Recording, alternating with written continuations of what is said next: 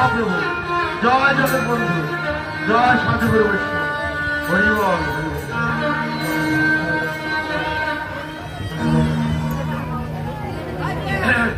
জয় Nitai, hello জয় গৌর, নিতাই গৌর, হরি বল, হরে কৃষ্ণ,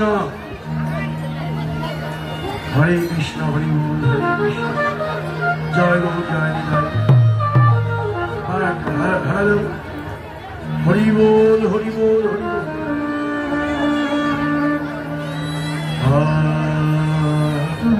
একটা chicken করে দিও।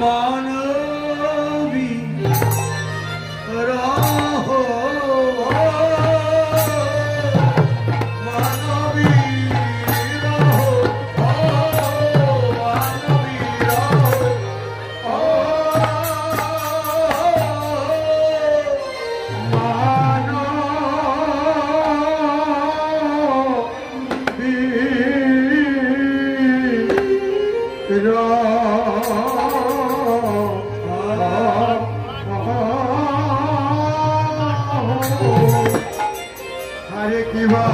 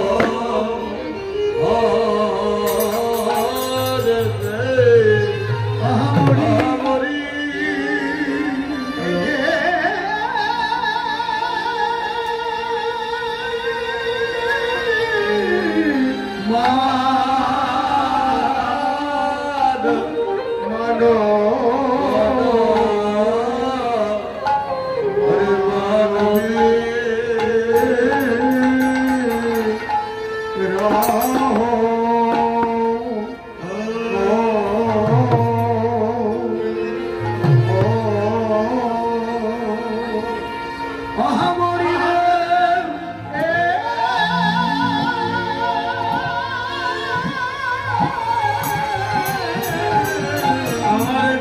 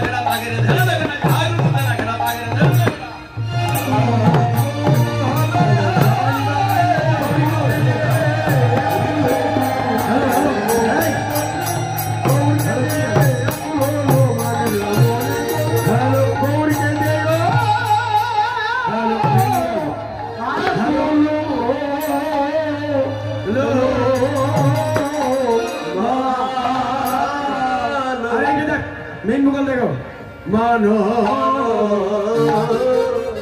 मानवी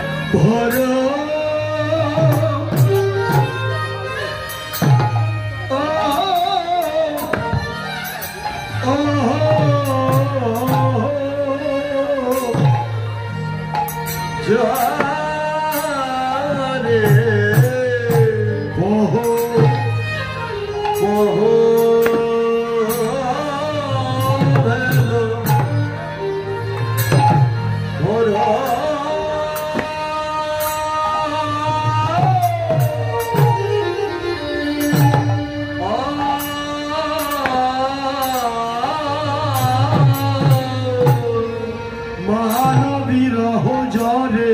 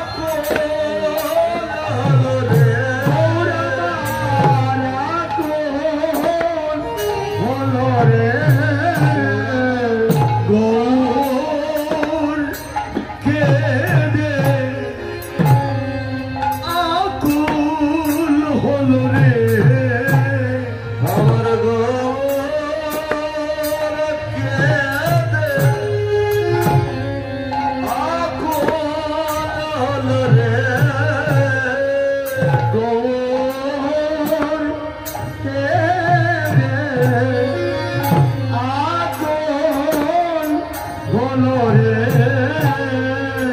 মান লীলা মনে করে আকুল হলো রে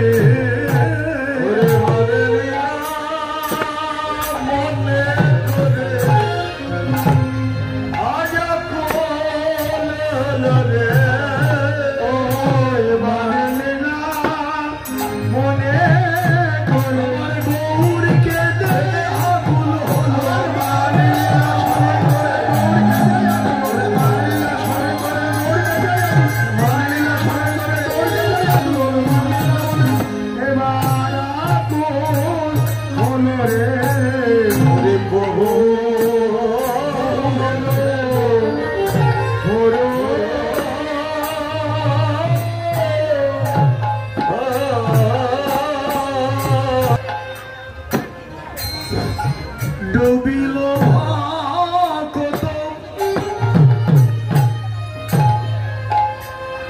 ওরাঙা নয়নে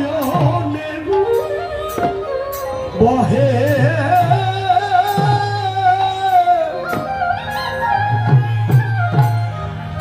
তপতহি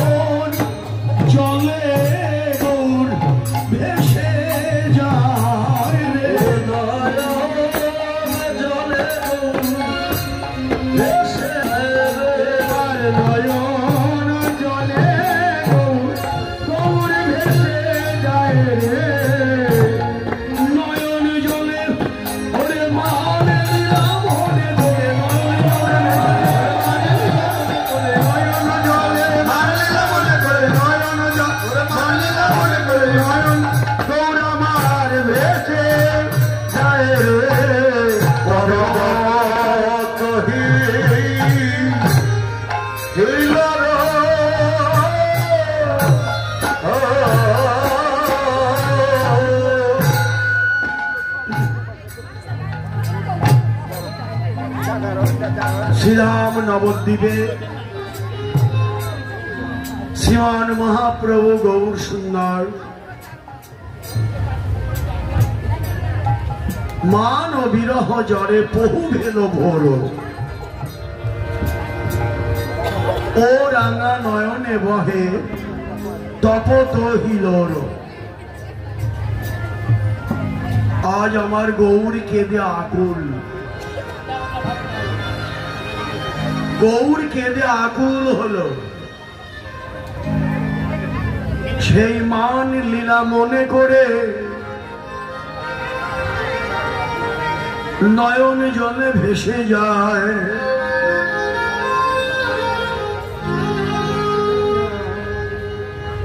সুরধ্বনির ধারা যেন গৌরের নয়নে গৌর কাছে ও রাঙা নয়নে বহে তপত হিল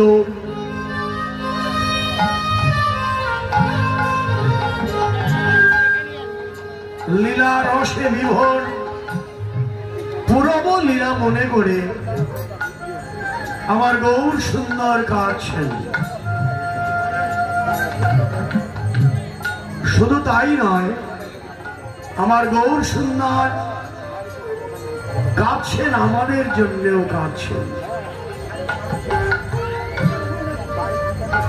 নিজে না কাঁদলে তো অপরকে কাঁদানো যায় না,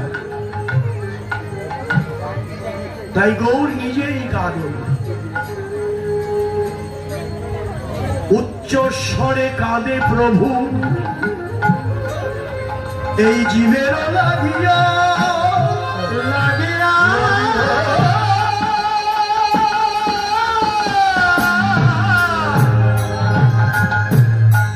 চেতন কোনান জীবিকে মধুর কৃষ্ণ নাম দিয়া কৃষ্ণ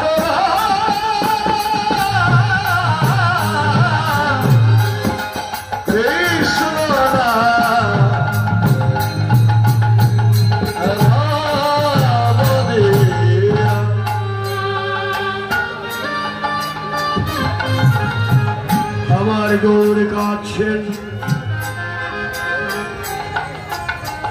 হে কলিজীব, তোমরাও কাঁদো, কৃষ্ণ বলে কাঁদো। আমার গৌর হরি নিজে কেঁদে অপরকে বলছে তুমিও কাঁদো, কৃষ্ণ বলে কাঁদো। কারণ কাঁদলেই প্রাপ্তি, কাঁদলে প্রাপ্তি নিকট ঘটে। কৃষ্ণ বলে কাঁদো, আমাদের জন্যেও তিনি কাঁদেন। আমার গৌর হরি কাঁদছেন। ও রাঙা নয়নে বহে তপত হিল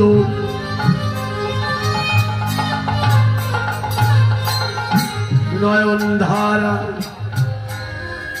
এ যেন সুরধ্বনির ধারা আজ গৌরের নয়নে প্রবাহিত।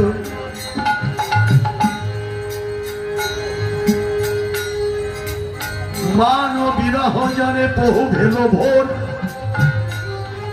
ও রাঙা নয়নে বহে তপত হিল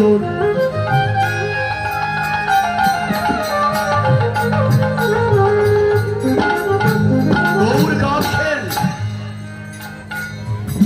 তিনি আমাদের ভজনের কথাও জানিয়ে দিচ্ছেন যে তোমরাও কৃষ্ণ বলে কাঁদো। আমাদের তো কলিজীবের আরো কোনো সাধন ভজন নেই। হ্যাঁ, সত্যে ছিল ধ্যান, কৃতে যধ্যায়তে বিষ্ণু ত্রেতায়ামে যজত মুখই, তারপরে পরিচর্যায় কলৌ তৎহরি সংকীর্তন।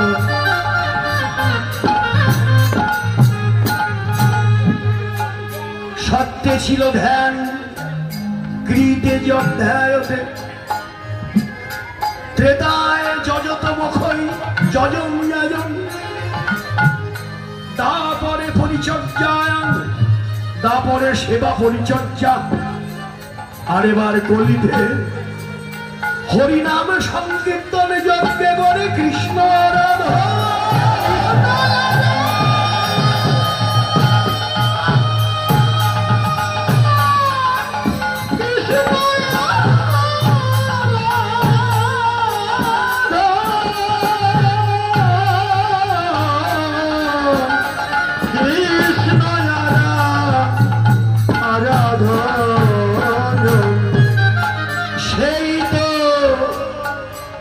মেধা পায় কৃষ্ণের চরণ, কৃষ্ণের কৃষ্ণ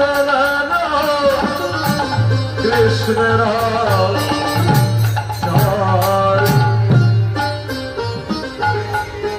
কলিকালে নাম রূপে কৃষ্ণ অবতার,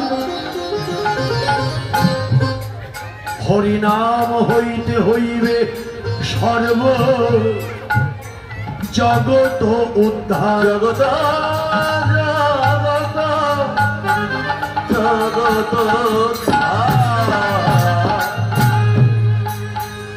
হে কলিজীব, আর অন্য কোন গতি নাই কলিযুগে। হরের নাম হইব কেবলম, হরের নাম হরের নাম হরের নাম হইব কেবলম। কলো নস্তেব নস্তেব নস্তেব গতিরন্য।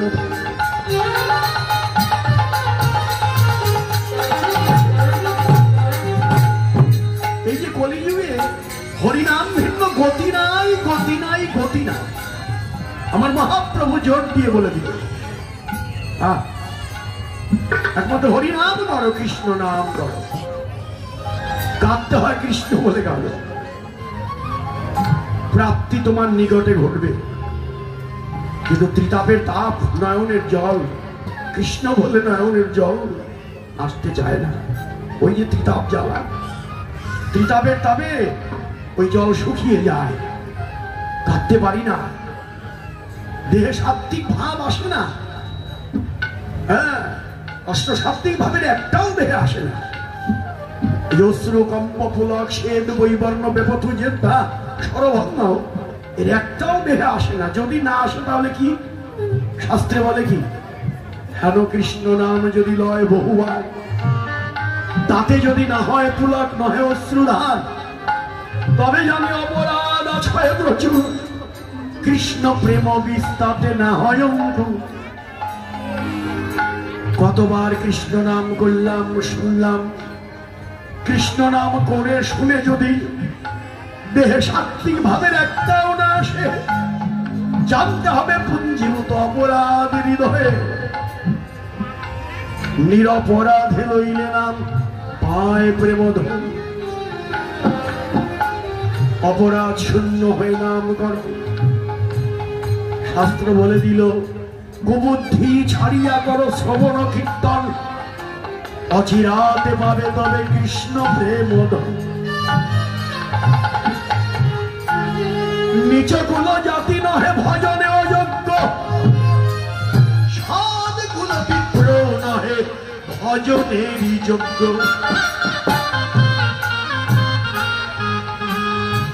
যে ভজে সেই বড়, অভক্তহীন ছাড়। কৃষ্ণ ভজনে নাই জাতি কুলাদি বিচার।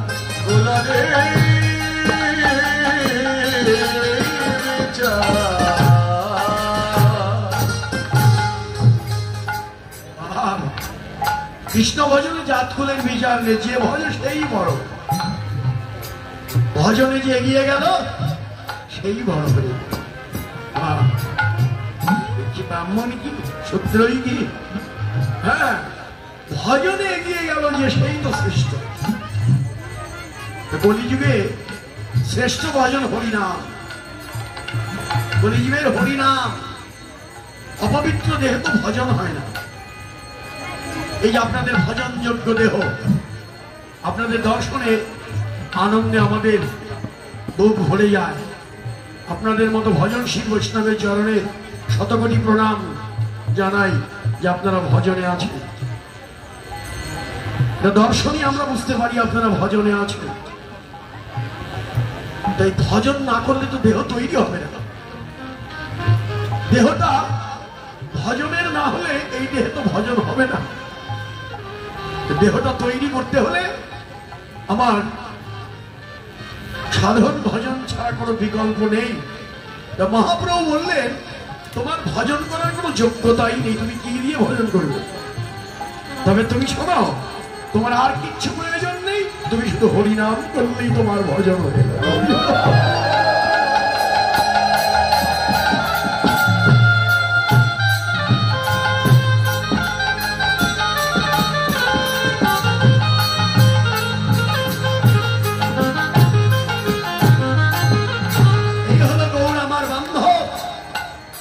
তিনি বললেন, হরিনাম করো, অপবিত্র দেহ পবিত্র হয়ে যাবে।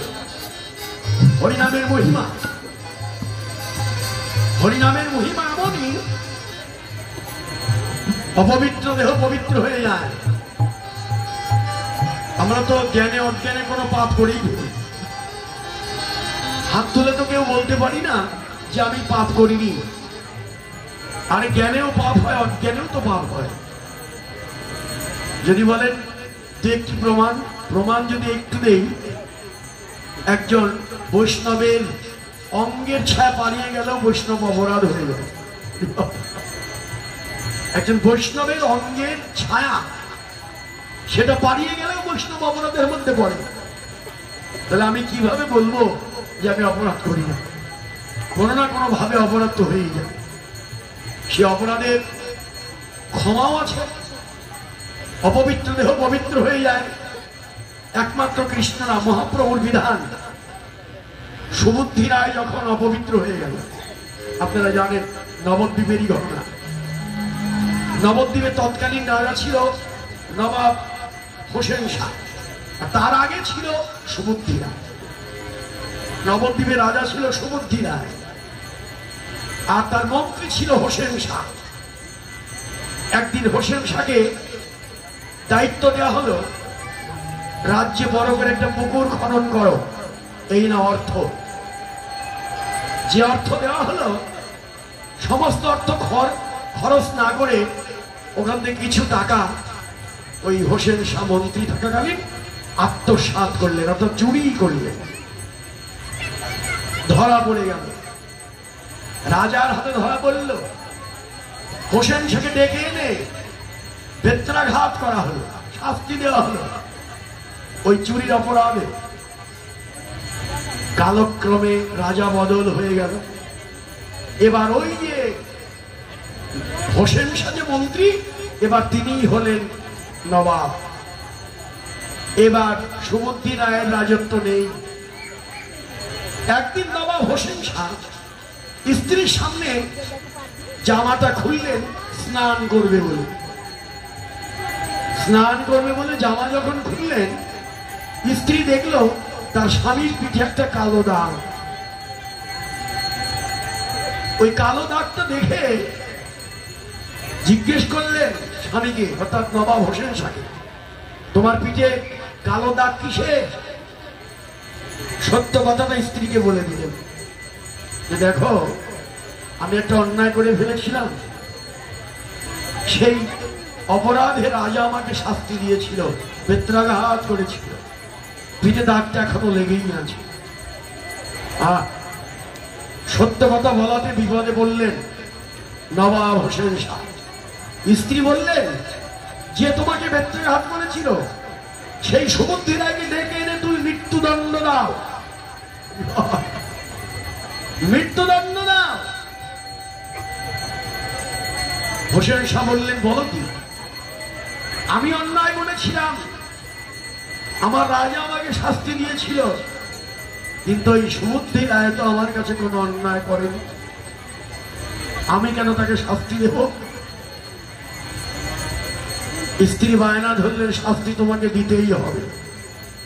শেষ পর্যন্ত স্ত্রীর মন রক্ষা করতে গিয়ে সুবুদ্ধি রায়কে ডেকে এনে মৃত্যুদণ্ড দিল না, করোয়ার পানি খাওয়াইয়া তার জাতি ধর্ম নষ্ট করে দিল, সুবুদ্ধি রায়কে অপবিত্র করে দিল। সুবুদ্ধি রায় যখন অপবিত্র হয়ে গেল, এবার পণ্ডিতদের কাছে বিধান চাইলেন, হে পণ্ডিতগণ, তোমরা আমাকে বিধান দাও, আমার এই অপবিত্র দেহ আমি কেমন করে পবিত্র করব? বিধান নিতে হয় না? অনেক সময় পণ্ডিতদের বিধান নিতে, এখনো নিতে হয়। পণ্ডিতরা বিধান দিয়ে দিল, একটাই বিধান, তপ্ত ঘৃত খাইয়া তেজ পরাণ। তোমার এই অপবিত্র দেহ আর পবিত্র হবে না, আগুনের মতো তপ্ত ঘি খেয়ে প্রাণ ত্যাগ করো। পণ্ডিতদের বিধান শুনে সুবুদ্ধি রায় নয়নের জল ছেড়ে দিলেন। এই কি পণ্ডিতদের বিধান? আমার প্রাণ চলে যাবে। পণ্ডিতদের বিধান তো আমাকে মানতেই হবে। আমার প্রাণ তো চলেই যাবে। আমার প্রাণ চলে যাবার আগে নবদ্বীপে আর একজন পণ্ডিতের নাম শুনেছি, তার নাম নিমাই পণ্ডিত।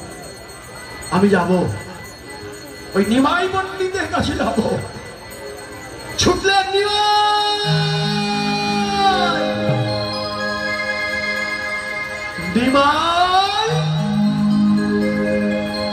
আমি তোমার কাছে এসেছি নিমাই। বড় বড় পণ্ডিতরা বিধান দিয়ে দিয়েছে আমার এই অপবিত্র দেহ আর পবিত্র হবে। তুমি কিছু বলো নিমাই। তোমার বদনের একটি কথা শোনার পরেই আমি প্রাণ ত্যাগ করব। সেদিন নিমাই কি বলেছিলেন? মানি না, ওই পণ্ডিতদের বিধান আমি মানি না। আমার বিধান যদি তুমি শুনতে চাও, বলে সুবুদ্ধি রায়, তুমি ইহা ছাড়ি যাহ বৃন্দাবন, নিরন্তর করো হরি নাম সংকীর্তন।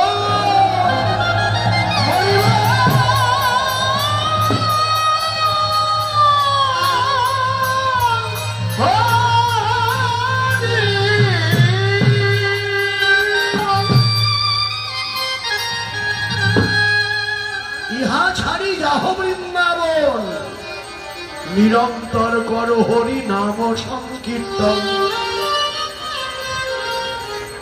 একবার নাম নিলে তোমার দেহে সব পাপ চলে যাবে। পুনঃ কৃষ্ণ নামে কৃষ্ণের চরণ পাইবে।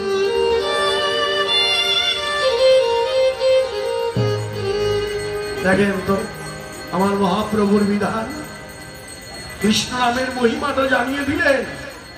কৃষ্ণ নাম করতে করতে একবার বলবে, যখন তোমার নাম করতে করতে দেহ শুদ্ধ হবে, সরল প্রাণ যখন হবে, শিশুর মতো মন নিয়ে যখন তুমি একবার হরিনাম করতে পারবে, নামের মূরতি এসে তোমার কৃপা করে উদ্ধার করবে।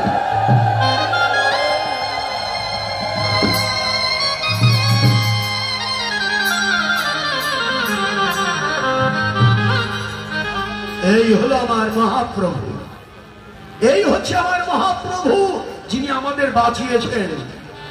তাই মহাপ্রভুকে যারা ভালোবাসে তাদের কথা আরে আরে আরে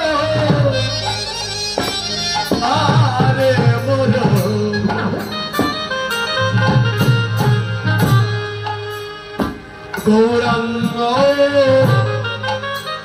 যা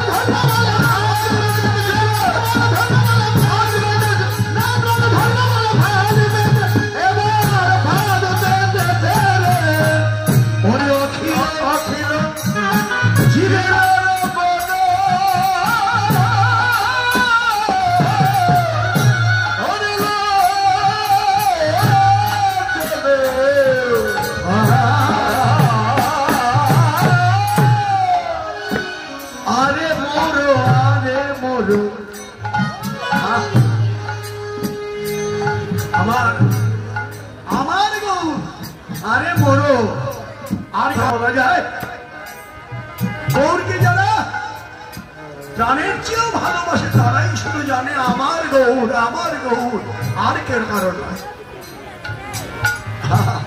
আরে মরো আরে মরো আমি তো তাকে ভালোই বাসতে পারিনি, এই জন্য এইরকম সাহস আমার নেই। কিন্তু আজকে যিনি বলছেন এই কথাটা তিনি গৌরকে সর্বস্ব বিকিয়ে দিয়েছেন, গৌরের চরণে আপন করে নিয়েছেন। আমার গৌর আরে মরো আমার গৌরাঙ্গ চা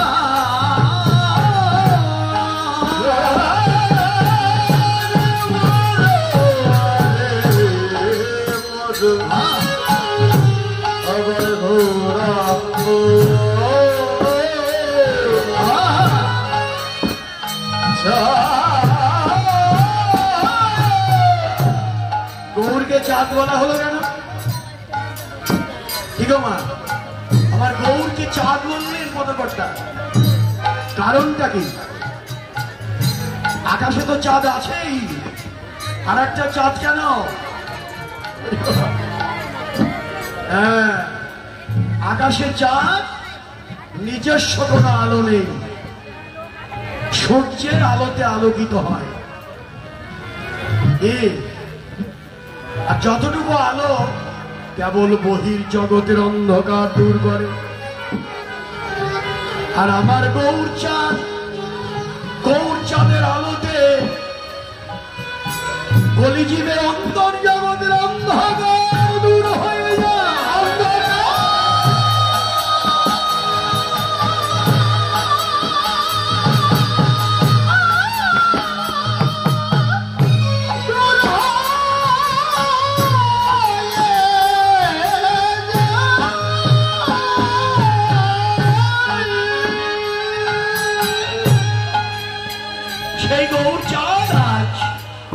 অখিল জীবের মন নয়ন ধরবে বলে, অখিল জীবের মন লোচন মানে নয়ন ধরবে বলে ফাঁদ বেঁধেছে। মনটাকেও ধরবে, নয়ন ধরবে, নয়ন মন দুটোই যখন গৌরের চরণে অর্পণ হবে, নয়নে গৌর রূপ দেখো, দেখে দেখে নয়নের স্বাদ মিটলে সর্ব ইন্দ্রিয়ের যিনি পরিচালক মনটাকে গৌরের চরণে সমর্পণ করে না।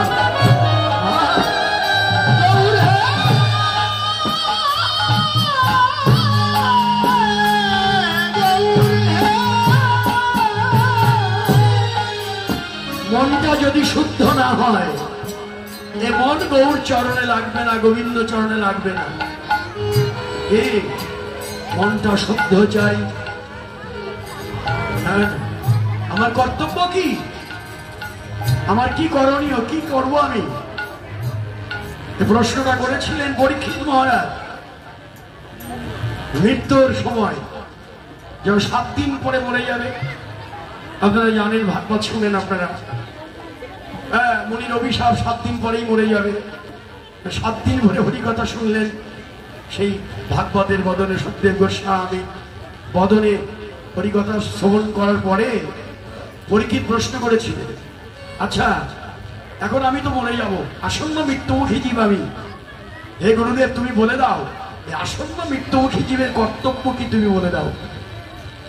কি চমৎকার প্রশ্ন না? অর্জুন প্রশ্ন করেছিল কুরুক্ষেত্রে যুদ্ধে গিয়ে, সামনে তো সব আপনজন, আমি কাকে মারবো? এ পার্থ তুমি বলে দাও আমি কি কর্তব্য। আজকে পরীক্ষিত আবার প্রশ্ন করলেন, জীবন সমারঙ্গনে দাঁড়িয়ে আমার প্রাণ চলে যাবে কিছুক্ষণ পরে, কিন্তু আমার কি কর্তব্য তুমি বলে দাও। মৃত্যুকাল উপস্থিত হলে আমার কি কর্তব্য? আমরা সবাই তো মরে যাব, এটা তো সত্য। গীতা এটা বলে দিয়েছে, জাতস্য হি ধ্রুব মৃত্যু ধ্রুবং জন্ম মৃতস্য যা। জন্ম নিলে মরতে হবে, এটা যেমন ধ্রুব সত্য, জন্মের পরে মৃত্যুর পরে আবারও জন্ম নিতে হবে, এটাও সত্য। তাহলে আমরা যে মরে যাব, কি করতে এলাম, কি করার কথা ছিল, এই কথাটা তো প্রশ্ন থাকতেই পারে। আমাদের সকলেরই প্রশ্ন যে আমার কি কর্তব্য, আসন্ন মৃত্যুমুখী জীবের কর্তব্য কি। আমরা সবাই মৃত্যুমুখী জীব, একদিন না একদিন মরে যাব। পরীক্ষিত 7 দিন পেয়েছিল, তো আমরা ওই 7 দিনের মধ্যেই কোন একদিন মরে যাব। এটা তো ভুল নয়। কি আমারও কিন্তু আয়ু 7 দিনই, 7 দিনের যে কোনো একদিন আমি মরে যাব। আমিও আসন্ন মৃত্যুমুখী জীব। আমারও প্রশ্ন যে আমার কর্তব্য কি। উত্তর দিয়েছিলেন পরীক্ষিত। সুখদেব গোস্বামী উত্তর দিলেন, শোনো পরীক্ষিত, উত্তম প্রশ্ন করেছ, জগতের সকলের পক্ষ থেকে তুমি প্রশ্ন করেছ, উত্তর তোমাকে দেব, শোনো হবে। সেখানে তিনি উত্তর দিলেন, প্রথম শোনো, মৃত্যুকাল উপস্থিত হলে প্রথম কর্তব্য মৃত্যু ভয়ে ভীত না হওয়া। দ্বিতীয় কর্তব্য অনাসক্তির অস্ত্র দিয়ে আসক্তিকে ছেদন করে দাও। আর তৃতীয় কর্তব্য, আসক্তি ছেদন হয়ে গেলে শুদ্ধ মন শ্রীহরির চরণে লাগাইয়া দাও।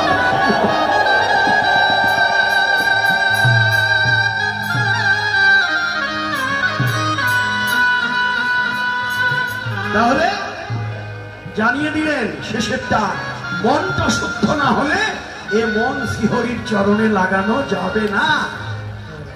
আর সেই মনটাকে শুদ্ধ করার জন্যই এই যে আপনারা এখানে আসেন। আর অনাসক্তির অস্ত্র হলো হরিকথা, কৃষ্ণ কথা, তার লীলাগুণ অমৃত কথা, সাধু সঙ্গ। এমনি করে সাধু সঙ্গ করতে করতে, হরিকথা কৃষ্ণ কথা শ্রবণ করতে করতে মনের আসক্তি যখন দূর হয়ে যাবে, শুদ্ধ মন আমরা সবাই শ্রীহরির চরণে লাগাইয়া।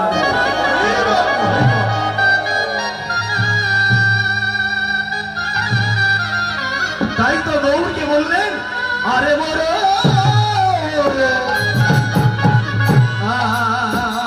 আরে মোর গৌরাঙ্গ চা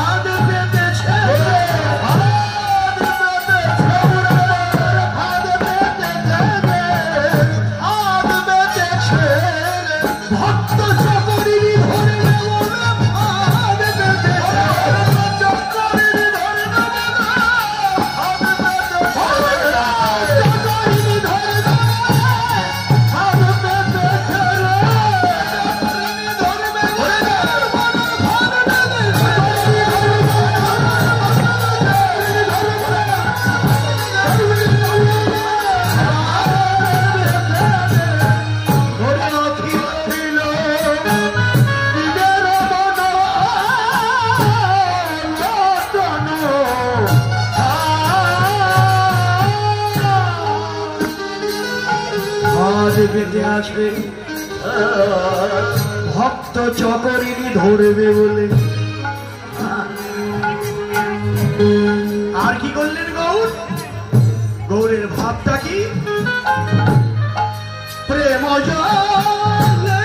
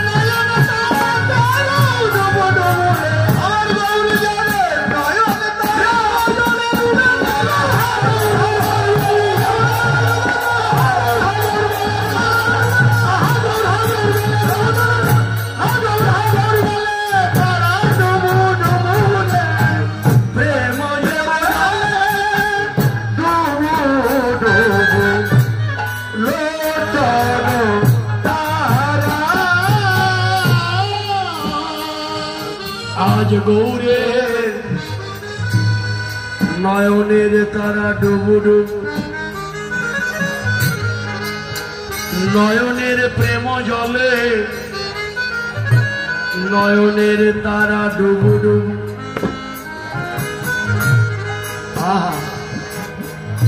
আমার গৌরের নয়নের তারা ডুবু ডুবু আর এই জগতে গৌরকে যারা নয়নের তারা মানিয়েছেন তাদের নয়নের তারাও ডুবে যায়। ওই গৌর যাদের নয়ন তারা প্রেম জলে ডুবে তারা হাগৌর হাগৌর বলে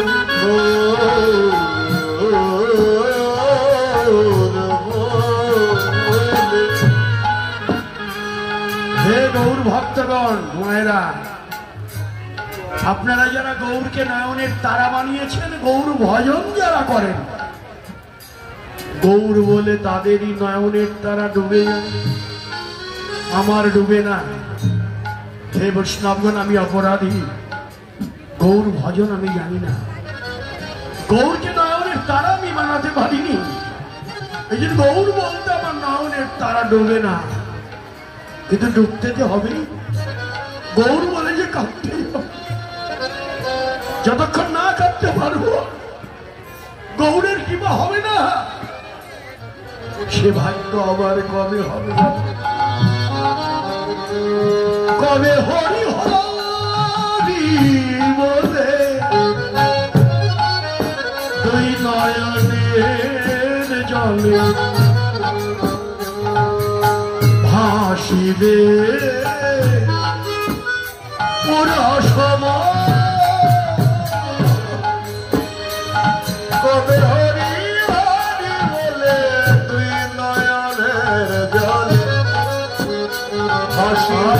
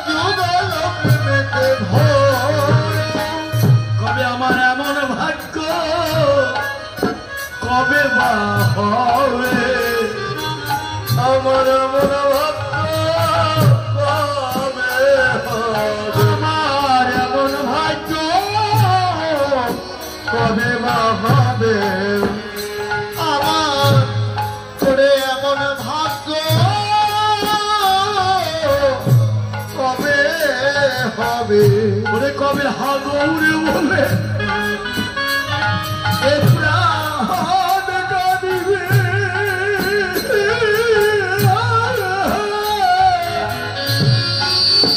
আমার এমন ভাগ্য কবে বা হবে?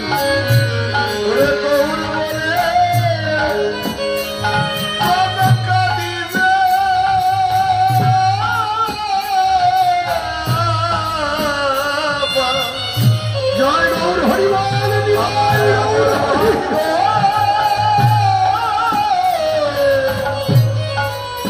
কবে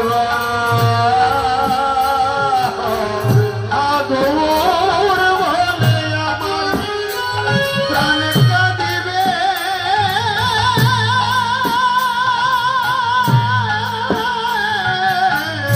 আমার এমন ভাগ্য কবে বা হবে? আগর বলে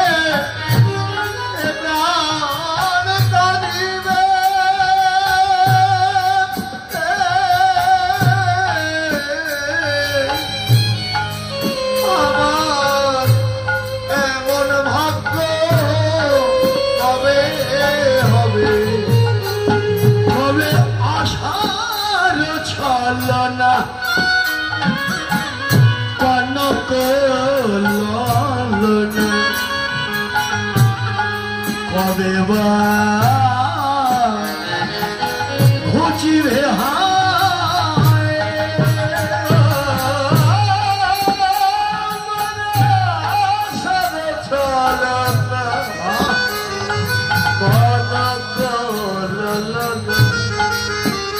কবে বা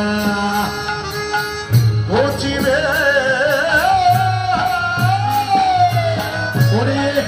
বিপদে রাখিবে ওই পদে প্রাণ নিত্যানন্দ বিপদে রাখিবে ওই পদে প্রাণ নিত্যানন্দ আমার হেন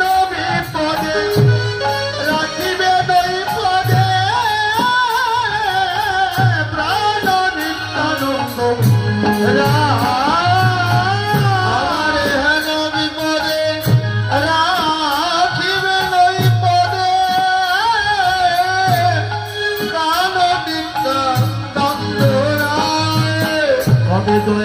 নিতাই চাঁদে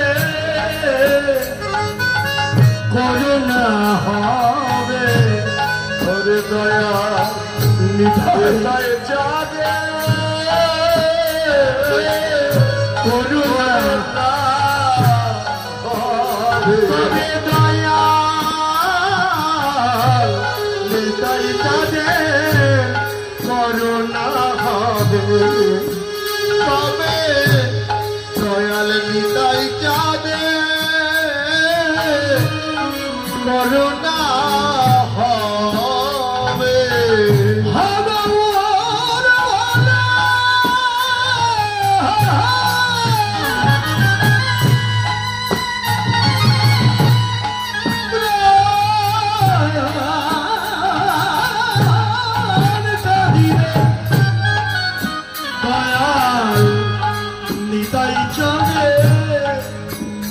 করুণা হবে আরে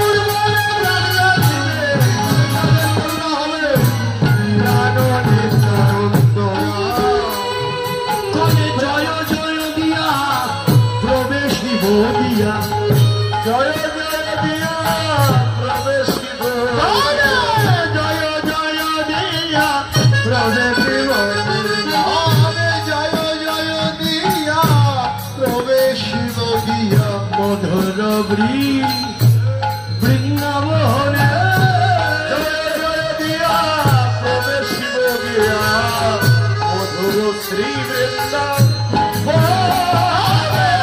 জয় জয় জয় জয় জয় বৃন্দাবনে অষ্টঙ্গে বলি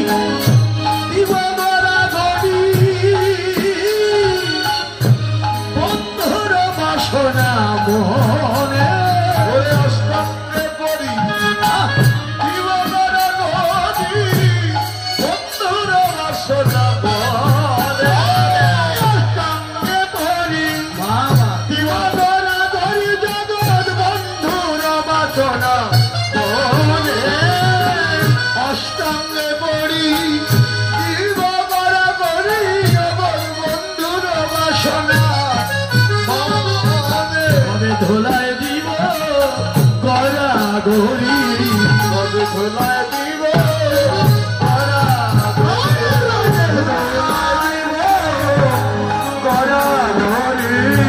ধোলায় দিব গড়া গড়ি ধোলায় দিব গড়া গড়ি হরে বলন হরে বল হরি হরি ধোলায় দিব গড়া গড়ি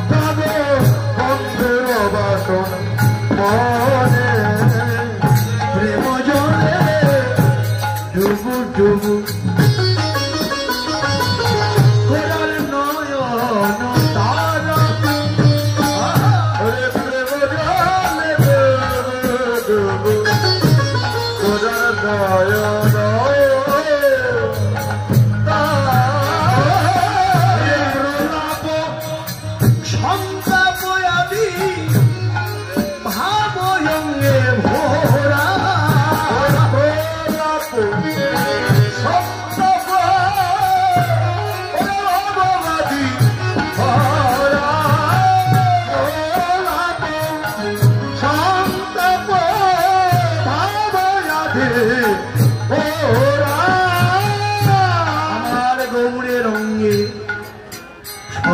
ভাবগুলো ফুটেছে। সত্যগুণের মূরতি গো, সাত্বিক ভাব গৌরের অঙ্গে কেঁদে কেঁদে আকুল হলেন। আর কেঁদে কেঁদে তিনি কি বলছেন? কাঁদিয়ে কহয়ে পূর্ণ ঠিক মোর বুদ্ধি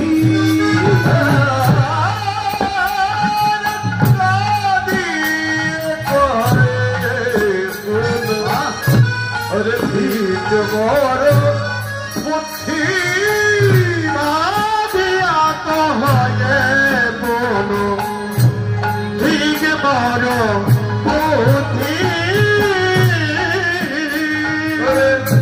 ওরে অভিমানে হারা হলো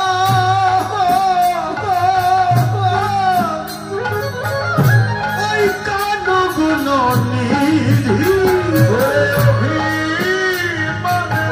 আমি হারা হারা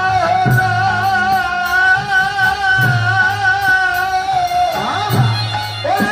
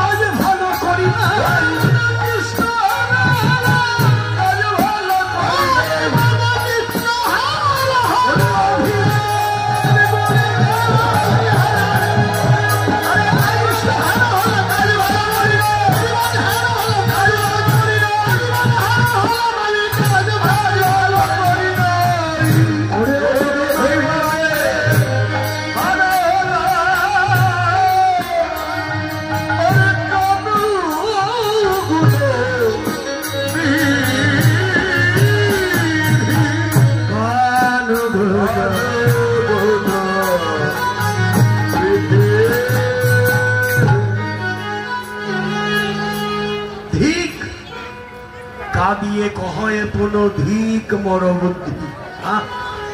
ধিক্কার দিলেন। আমার মান করা ভালো হয়নি, মান তো ভালো, কিন্তু অভিমান করা ভালো হয়নি। অভিমানেই আমি হারিয়েছি।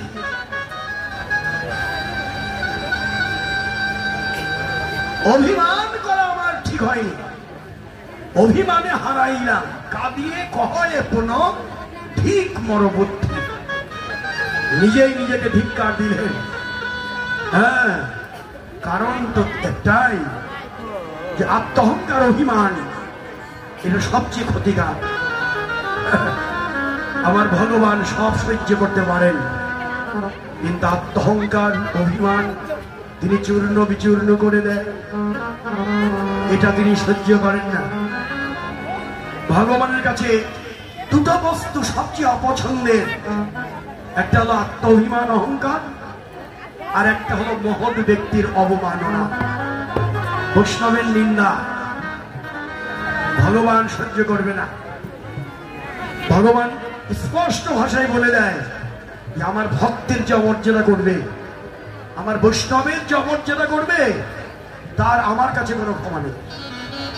হ্যাঁ, আমার কাছে অপরাধ করলে আমি তোমাকে ক্ষমা করে দেব, কিন্তু আমার ভক্তের কাছে অপরাধ করলে ওই ভক্ত তোমাকে ক্ষমা না করলে আমি তোমাকে ক্ষমা করতে পারি।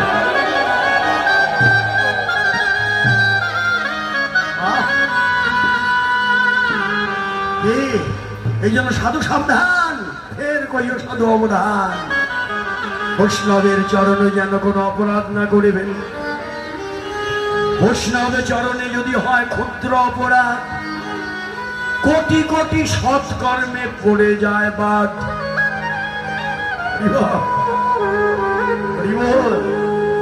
বৈষ্ণবের চরণে যেন কোনো অপরাধ না হয়।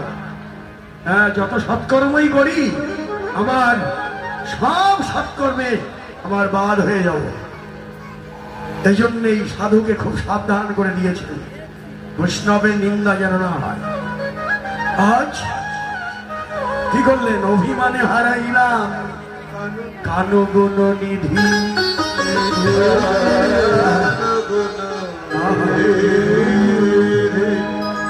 অভিমানে হারিয়ে ফেললাম। হ্যাঁ, কানুগুণ নিধিকে হারিয়ে ফেললাম। ঠিক ঠিক আজ তিনি আমার গৌর নিজেই কেঁদে বললেন যে মোর মনের দুঃখ, যে মোর মনের দুঃখ কি বলিব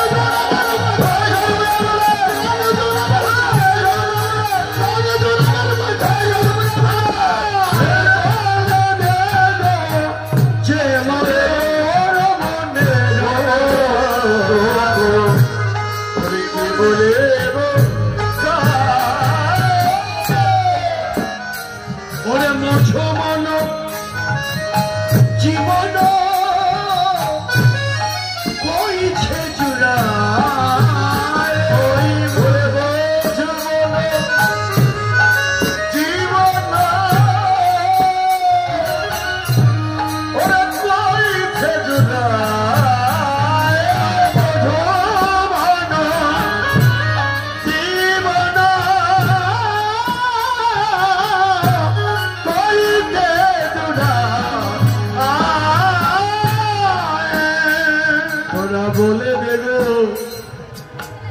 আমার প্রাণ জোড়াবার উপায়। এই যে ব্যথা